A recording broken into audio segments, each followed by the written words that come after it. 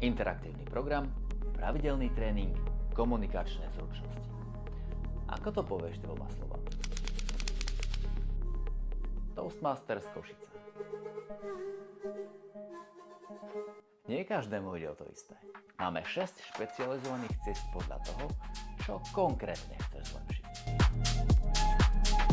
Každá z nich má 5 úrovní.